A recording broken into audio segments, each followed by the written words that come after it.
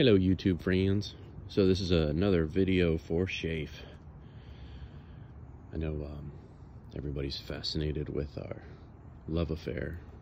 So if you're merely a bystander, I salute you.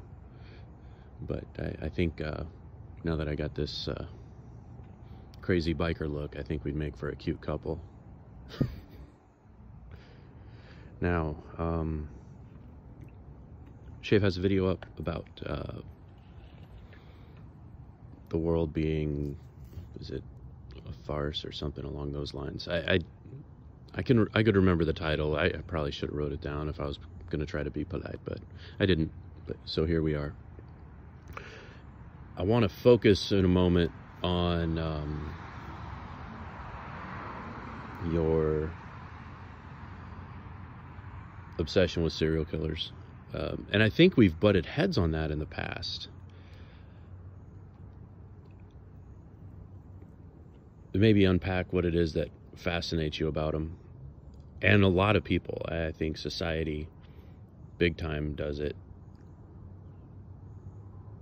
You know, whenever they get gaslit into, say, Dr. Kaczynski's power process or something else, or if it has to do with the seemingly uninhibited nature of a psychopathic psycho killer. But I don't think all killers are created equal. You want to talk about a dark place? I'll talk to you about a dark place. So part of a result of my condition, I can't think of a better term for it right now, is I feel very little emotionally. Say a little old lady is crying in front of me, or my daughter's upset, or my wife is upset. There used to be a time when them being upset would make me upset, because I would want that person not to be upset. I would want that person to be happy, and I'd literally have an internal feeling, an internal motivation, which I could only put a word to, that word being empathy. So for probably the last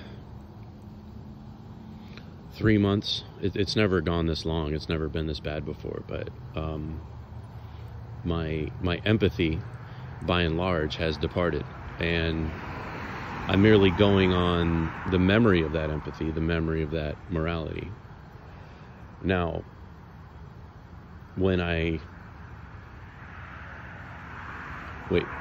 I'll get to that.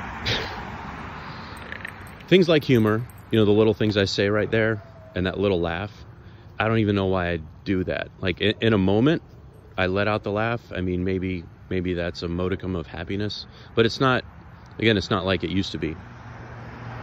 So I have laughter when I'm intimate with my wife. I'm certainly there. I certainly feel.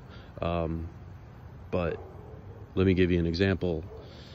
My daughter managed to sneak up on me the other day and surprise me, and it actually gave me a bit of a start. You know, like butterflies come up in my stomach. It felt so good to actually feel something like that. I was like, yay!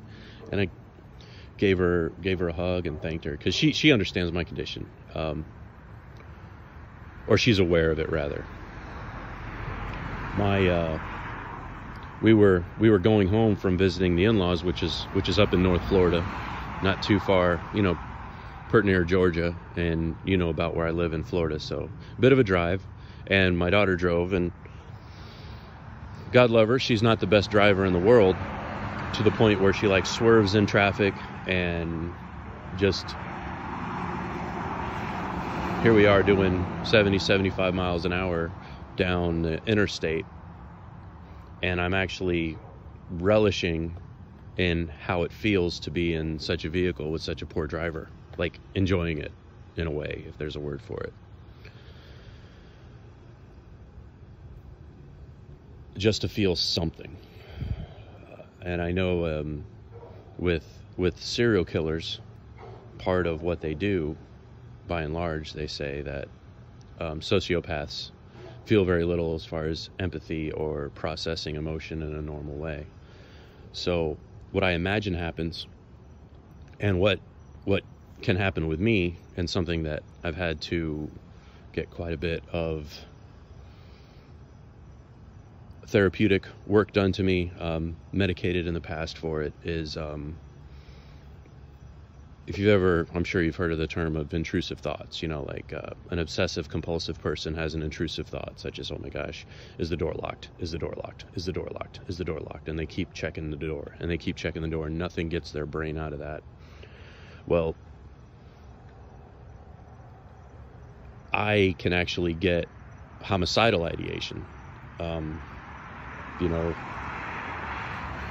and I'm guessing it's not completely unusual, but just as an example, say you're at a train station or something, and you literally, your mind, for whatever reason, pictures shoving a person into the train while it's coming by at full speed.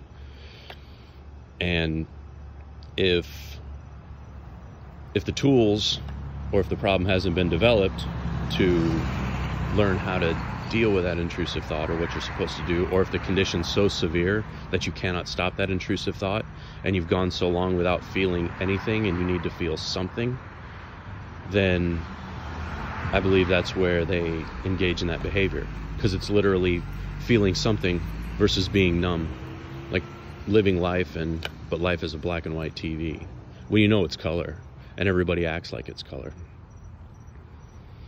Like, I'll have people, say coworkers or the boss or even customers, they'll literally in some cases be so upset that they'll be raising their voice, everything just really, really loud, and me not feeling anything, I just stare at them as if they're just some noisy object.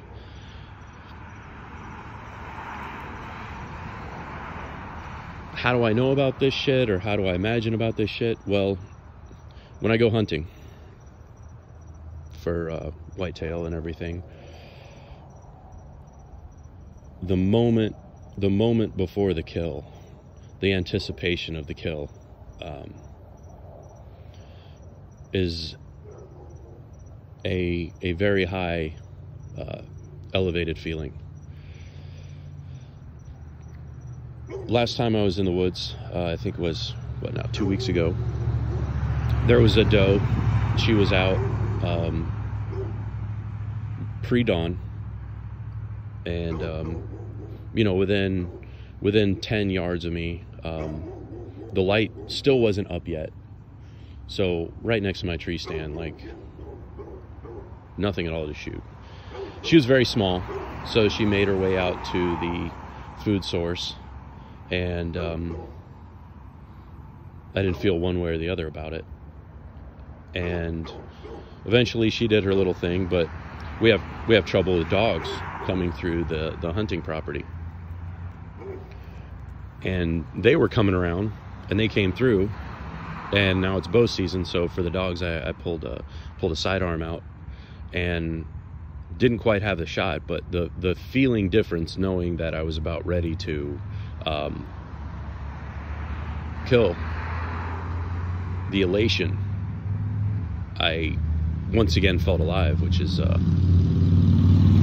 I know enough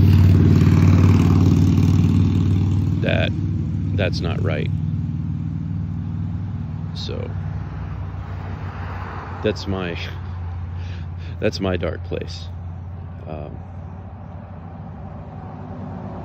I think it's worse than sorrowful. It's worse than mourning, I think. And I've shared it with a couple of coworkers, how I'm feeling, and so much so that one of my service riders, she was even like, man, I kind of envy how you're feeling. And I said, well, at the risk of it being something worth envying, I can't correctly gauge tone from people. So when somebody's got their voices loud and screaming, I'm going to automatically imagine it's how I would feel if I were in that condition and in that state, and that's not a good thing. But where it is a good thing, and the thing I found about normal people's behavior, they seem to go through many, many moods over the course of a day. And there might have been a time when somebody was upset and I'd join them in that upsettedness. But I would be locked into it and they would recover, or I'd bring everything down. So in a way, it's better off this way. I just got to not obsess on it and just be me. But it's hard not to when you remember things being different.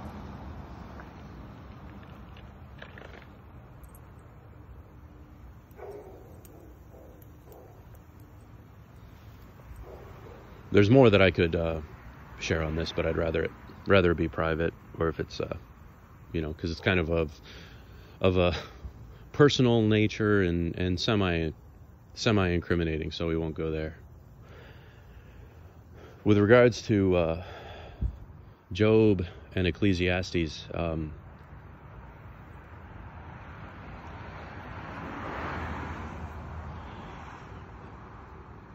those are such great stories and appropriate, because Job's faith is really the point, and there is a lot of lessons in it that key off of Job, such as his friends that come there. That was a very Jewish response to a situation. You must have done something wrong. Like the belief in that faith is that if a person lives a long life, then the longer you live, the more sinless you must have been. The way it was explained to me by a Messianic Jew was they don't have a separation between physical and spiritual the way that we do. In the essence of Christianity, in my understanding, is you have a separation. And it's because of Christ, I think, that separated our flesh from our soul, because our soul was saved. However, our flesh still is going to be dealing with worldly consequences of original sin of others, our own sin. So the faith is important, very, very important.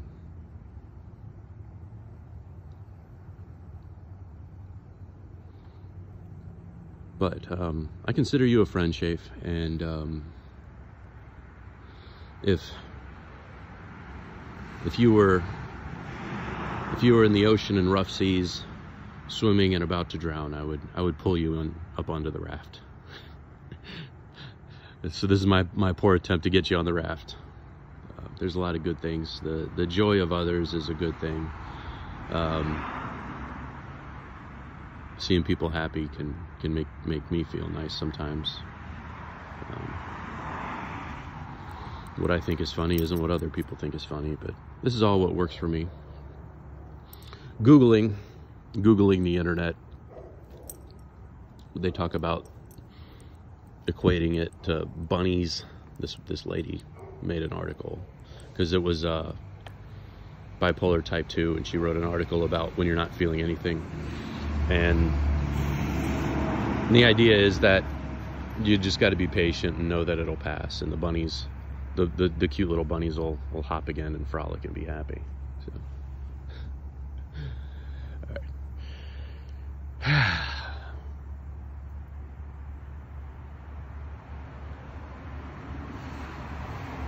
Yeah. More videos to come. How about that shit? Catch the rest of y'all later. Talk to you soon, Chief.